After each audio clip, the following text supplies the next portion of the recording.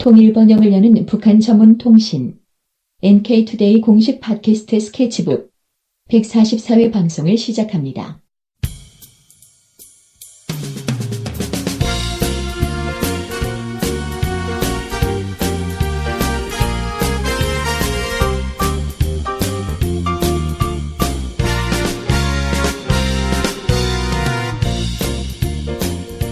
자, 두 번째 오늘의 이슈.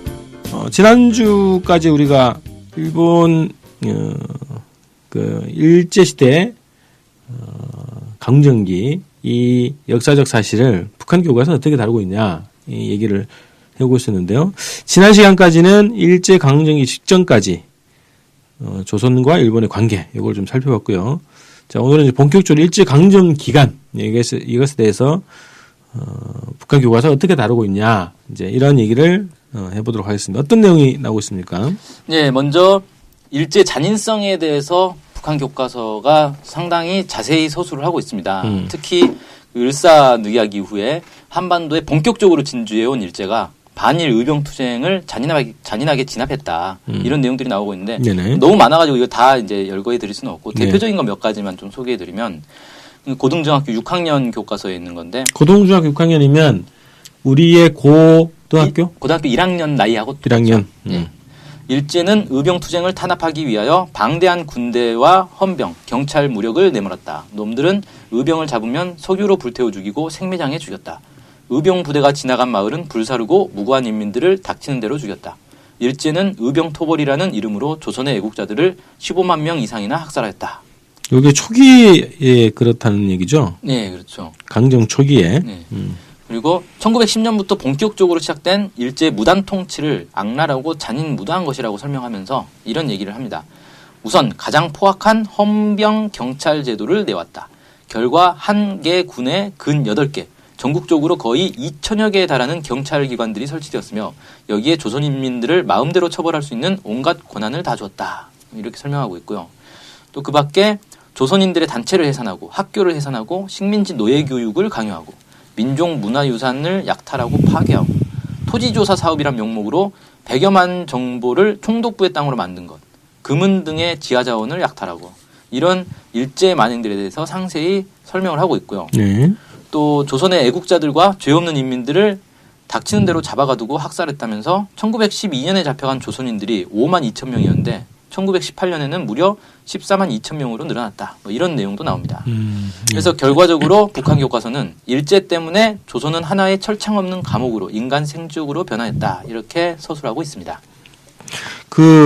약간 이제 숫자가 나왔지 않습니까? 이제 학살했던 숫자. 네. 학살하고 이제 잡혀간 조선의 숫자를 5만 2천에서 14만 2천 이렇게 늘어났다고 하는데 이 숫자의 크기에 대해서 얼마나 많은 사람이냐에 대해서 이 자체도 많지만 이 당시 인구가 2천만이었단 말이죠. 그렇죠. 지금하고는 비교 안 돼요. 그거로 비교해보면 굉장히 많은 숫자라는 거예요. 네. 자, 3.1운동 후에 이제 문화통치가 이제 등장했어요. 여기에 대해서는 뭐, 일제의 어쨌든 뭐, 회유작전, 회유정책, 뭐 이런 식으로 표현도 많이 됐었는데, 북에서는 어떻게 또 다루고 있습니까? 네. 북한 교과서는 이 문화통치가 마치 조선인민에게 무슨 큰 자유나 주는 것처럼 떠들었지만 그것은 새빨간 거짓말이고 식민지 통치는 더욱 악독해져 갔다. 이렇게 이제 하면서 이게 기만적인 통치 방식이다. 이렇게 얘기를 하고 있는데 그 근거로 5가지 정도를 꼽고 있습니다. 첫째가 총독을 일제 육해군 대장이 아닌 민간인이 할 수 있다고 주장해 놓고는 실제 식민지 통치 기간에 총독이 모두 육해군 출신의 군대 우두머리들이었다라는 거고요. 두 번째는 야만적인 헌병 경찰 제도를 보통 경찰 제도로 바꾼다고 했지만 오히려 경찰을 대대적으로 늘리고 기마 경찰, 특별 경찰, 해상 경찰 등으로 확대하여 온 나라를 경찰망으로 뒤덮였다. 그러니까 이게 이제 군인이 경찰 노릇을 하는 제도에서 그러니까 일반 군인이 아닌 이제 보통 경찰제로 바꾼다 이렇게 했는데 더 늘어났고 더 촘촘해졌다 이런 얘기죠. 그렇죠. 숫자는 오히려 늘어버렸다. 이런 거죠. 그 이제 기마 경찰 하면 우리 이제 그 영화나 이런 데서 많이 보지 않습니까? 일본 순사가 말 타고 다니면서 칼 휘두르고 이렇게 이런 거죠. 세 번째로 민의창달이라는 기만적인 구호 밑에 친일파들을 끌어들여 보았다. 네 번째로 1925년 악독한 치안유지법을 제정했다. 현재 국가보안법에 못해. 네, 그렇죠. 네. 다섯 번째로 조선 사람들이 사립학교를 세우지 못하게 하고 이미 있던 조선인 학교들을 폐교시켰다. 뭐 이런 것들을 꼽고 있습니다. 네. 우리가 보통 뭐 문화통치기관의 그 언론사들 그리고 학교 교육기관들을 일정 정도 허용해줬다 이제 이렇게 배운 거 아닙니까 우리는? 네. 근데 여기서는 오히려 학교를 폐교시켰다 이제 이렇게 주장을 하고 있네요. 네, 그렇죠. 네. 자, 그리고 국내 일부 학자들 우리 이제 한국의 학자들 얘기입니다. 지금 한참 논란이 되고 있는데 그 교학사 교과서 집필진들, 뉴라이트 교과서 집필진들이 주장하는 핵심 정신이죠 이게 식민지 근대화론. 네. 그게 이제 논리인데 이거에 대해서 이제 이들의 주장은 일제강점기 덕분에 우리가 이제 근대화로 나갈 수 있는 기초가 닦아졌다. 경제발전의 토대를 마련했다. 이렇게 주장하고 있어요. 그게 이제, 일제 식민지 근대화론 이런 겁니다. 근데 이거에 대해서 북은 어떻게 또 주장을 하고 있죠? 예, 북한 교과서는 민족 경제에 일제가 끼친 영향을 약탈이었다. 이렇게 설명하고 있고요. 경제적 약탈 정책으로 인해 조선의 경제가 철저히 일본의 예속 경제가 됐고 조선인들은 비참한 생활을 하게 됐다. 이렇게 해설하고 있습니다. 몇 가지 이제 사례를 보면은 놈들은 북한 교과서는 일본을 그냥 놈들은 뭐 일본 놈들은 뭐 우리 일제는 이렇게 하는데 여기는 일본 지주놈, 일본 놈 회사 네. 뭐 이런 식으로 표현을 합니다. 네. 놈들은 토지조사 사업이라는 명목 밑에 100여만 정보의 땅을 총독부의 토지로 만들어 버렸다. 이렇게 빼앗은 토지를 제놈들의 토지회사의 하나인 동척을 비롯한 일본놈 회사나 일본 지주놈들에게 넘겨주었다. 동척은 동양척식 주식회사. 네, 그렇죠. 그다음에 일제는 조선 산업을 독차지하고 자원을 마음대로 약탈해갔다. 유명한 수안과 운산, 금광을 독점하고 조선 노동자들을 마소처럼 부려 막대한 양의 금을 약탈해갔다. 네. 일제는 농촌 수탈도 강화하였다. 일제는 1922년부터 26년 사이에 한 해 평균 434만여 섬의 쌀을 약탈해갔다. 1927년에서 1931년 사이에는 평균 661만 섬의 쌀을 약탈해갔다. 이렇게 얘기를 하고 있고요. 그래서 결론적으로 일본 제국주의자들의 경제적 약탈 정책으로 조선의 경제는 일본의 예속 경제로 되고 우리 인민들은 더욱 비참한 생활을 하게 되었다. 이렇게 얘기를 하고 있습니다. 여기에 그 표시된 여러 가지 수치들 있잖아요. 네. 역사적 사실과 수치들은 이건 어쨌든 공동적으로 남북이 일제 치하에 있었으니까 이거 남북의 학자들이 모여가지고 구체적 우리 민족의 피해액이 어느 정도냐 이걸 같이 토론해가지고 맞춰보면 될 것 같은데요. 그렇죠. 그죠? 그럼 좋겠죠. 네. 그래서 배상을 받아야죠, 사실. 맞습니다. 자, 이제 역사 교과서 국주화 논란 가운데 이제 하나가 교과서 요관순이 없다. 네. 이런 주장을 하면서 이런 역사책이 올바른 역사책이냐 이런 주장을 하고 있어요. 그래서 그럼 북한 교과서에는 3.1운동을 어떻게 묘사하고 있는지 소개해 주시죠. 예. 그 북한 고등중학교 6학년 교과서에서 3.1운동을 4페이지에 걸쳐서 길게 소개하고 있고요. 그러니까 교과서에서 4페이지 정도 할애하는 건 상당히 많은 양을 할애한 거라고 볼 수 있죠. 네. 교과서는 3.1운동에 대해서 뭐 이런 식으로 얘기를 하고 있습니다. 고종왕의 장례날인 3월 1일에 전국의 주요 도시들에서 일제히 독립선언서를 읽고 봉기에 들어가기로 하였다. 그러나 봉기 당일에 부르주아 민족주의자들이 군중들의 폭동적 진출에 겁을 먹고 물러섬으로써 투쟁은 애국적인 청년 학생들의 주도하에 막을 열었다. 이렇게 얘기를 하고 있고요. 여기에 부르주아 민족주의자들 그러면 이제 민족 대표 33인으로 배웠던 예, 그 이 사람들이 이제 대부분 여기 네. 들어가겠죠. 네. 그다음에 3.1운동에서 보여준 우리 민족의 투지와 일제 잔인성에 대해서도 많은 사례를 들어서 얘기를 하고 있습니다. 뭐 그 일일이 다 소개해드릴 수는 없고 그 이제 논란이 됐던 유관순과 관련해서는 이렇게 이제 나오더라고요. 충청남도 천안군에서 반일 봉기에 앞장에서 싸우다가 일제 경찰에게 체포된 16살의 여학생인 유관순은 재판정에서도 재판의 부당성을 견결히 단죄하였으며 감옥 안에서도 구람없이 싸우다 희생되었다. 이렇게 네. 표현이 되고 있습니다. 네. 그래서 북한 교과서는 3.1운동에 대해서 비록 실패로 끝났으나 그것은 우리 인민의 반일 민족 해방운동에서 커다란 역사적 의의를 가졌다. 이렇게 평가를 하고 있습니다. 이게 긍정적으로 평가를 하네요. 네. 자학사가는 아니구먼요. 네. 네. 자, 3.1운동 이후에는 또 어떻게 묘사하고 있어요? 네, 북한 이제 3.1운동 이후에는 주로 노동자, 농민, 청년 학생들의 이 반일 투쟁을 중요하게 서술하고 있습니다. 그래서 노동자 같은 경우는 1929년에 있었던 원산 총파업을 상당히 비중 있게 다루고 있고요. 그래서 그 파업 계기부터 전개 과정, 의의와 한계를 자세히 다루고 있습니다. 또 농민들의 소작 투쟁으로 그 단천 농민 투쟁을 설명하고 있고 학생들 같은 경우는 1929년에 있었던 광주 학생 항일운동 이걸 소개를 하고 있습니다. 네. 자, 국내에서 또 논란되는 부분 중에 하나가 친일파 문제죠. 그 북한 교과서는 이 친일파에 대해서 어떻게 기술하고 있어요? 예, 북한 교과서는 친일파를 친일주구라고 부릅니다. 근데 주구는 개죠, 개. 예, 그렇죠. 주인 따라 달리는 개인가? 예, 따를 주자. 네, 따를 주 개구자. 그렇죠. 주인을 따르는 개. 예. 그러니까 친일파라는 표현 자체가 국내에서 일부에서는 이 잘못된 표현이다라는 주장을 하는 사람들이 있어요. 왜냐하면 친일파라는 것 자체는 가치 중립적인 표현이다. 그러니까 다른 나라와 친할 수 있는 거 아니냐. 그렇죠. 친중파, 뭐 친러파, 친북파, 친영파, 뭐 그런 식으로 이거는 그냥 가치 중립적인 표현이고 정확하게 친일 매국노라 부르는 게 맞다. 매국노. 네. 네. 그렇게 이제 얘기를 하고 있는데 북한 교과서는 이제 친일 주구다 이렇게 이제 표현을 하고 있어요. 네.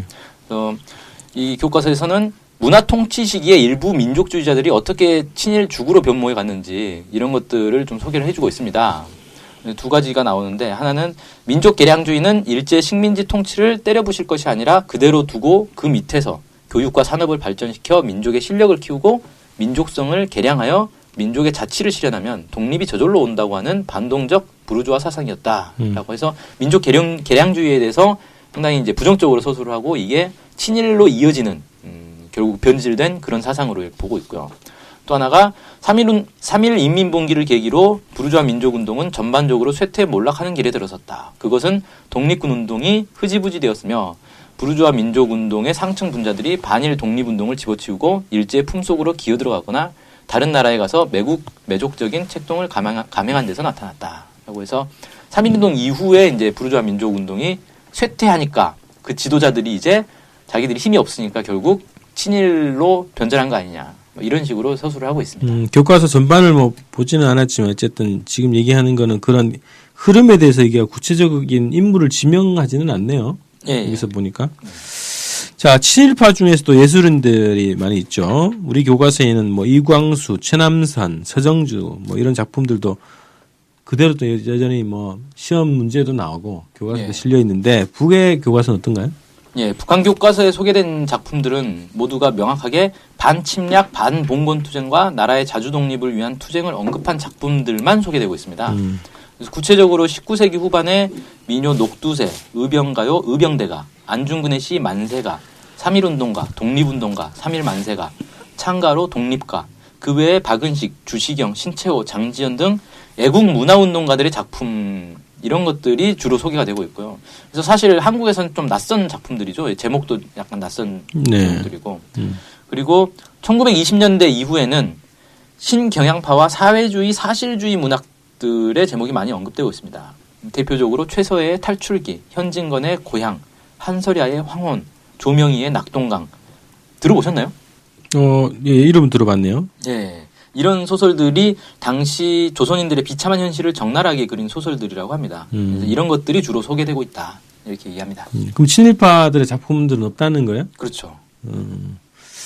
자, 그 밖에 또 소개해 줄 내용이 있으면 소개해 주십시오. 예. 북한 교과서에서는 당시 역사학자들의 민족 역사 연구를 비중 있게 담고 있습니다.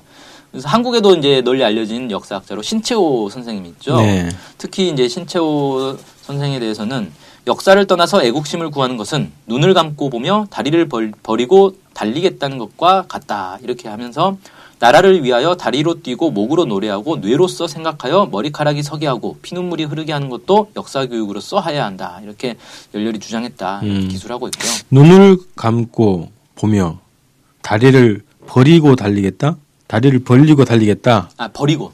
버리고? 네, 버리고. 다리 없이 달리겠다. 그 정도로 말이 안 된다. 역사 없이 애국심이 어떻게 나오느냐. 네, 이런 얘기인 거죠. 그래서 북한 교과서에서는 신채호 선생의 조선상고사, 짤막한 조선의 이야기, 이충무공전, 을지문덕전 이런 것들에 대해서 소개를 하고 있고 박은식 선생의 한국통사에 대해서도 이제 소개를 하면서 이 민족의식과 애국심을 높이는데 이바지했다. 이렇게 설명하고 있습니다. 이 박은식 선생은 저희가 그 지난달에 그 현충원 가서 네. 그 묘지를 취재를 했거든요. 그 임시정부 초대 대통령 아닙니까? 네. 박은식 선생을 어떻게 보면은 건국의 어버이라고 할 수 있죠. 그렇죠. 사실상 네. 우리 헌법에 보면은 임시정부의 법통을 이은다고 하지 않습니까? 네. 그래서 그 임시정부의 초대 대통령이라는 것도 제대로 잘 안 알려져 있고 이분의 묘소가 현충원에 있다는 것도 잘 안 알려져 있고 그렇죠. 그래서 이분 묘는 한 8평 좀 될까? 그런데 박정희는 거의 한 1000평 가까이 되고 1000평? 네. 와. 이승만은 한 500평 정도 뭐 그 정도 되는 거예요. 그래서 그렇게 가보면 이제 이 나라가 지금 친일파가 이 권력을 잡고 있구나 이걸 한눈에도 볼 수 있는 그런 곳이더라고요. 자, 신채호 선생님 많이 뭐 여러분들 들어보셨겠지만 조선 상고사가 가장 유명한 책 중에 하나고 또 무정부주의 운동도 열심히 하시고 조선혁명선언 요즘에 김원봉 그 얘기 많이 나오는데 암살 이후에 그 뭐죠? 그 의열단의 조선혁명선언 이것도 이제 신채호 선생이 이제 썼다고 그러더라고요. 그래서 이런 분들이 우리에서는 별로 잘 언급이 잘 안 돼 있는 건데 북에서는 이제 언급을 하고 있다는 얘기네요. 네. 자, 조선상고사 이런 거는 저도 한번 읽어봤는데 어렵지만 길지만 읽어볼 가치가 있습니다. 한번 읽어보시고 저는 빵에서 읽었는데 읽어보십시오. 꼭. 한국통사 이거는 좀 못 봤는데 이런 책들 다시 한번 발견돼가지고 지금 이 시기에 한번 다시 많이 읽히면 좋겠습니다. 우리 역사에 대해서 잘 알아야죠. 네. 자, 그러면 역사 이야기는 끝이나요, 여기서? 네, 드디어 이제 끝이 났습니다. 네, 네. 알겠습니다. 오늘 두 가지 코너로 이야기를 해봤습니다. 자, 다음 시간에 또 뵙겠습니다. 안녕히 계세요. 네.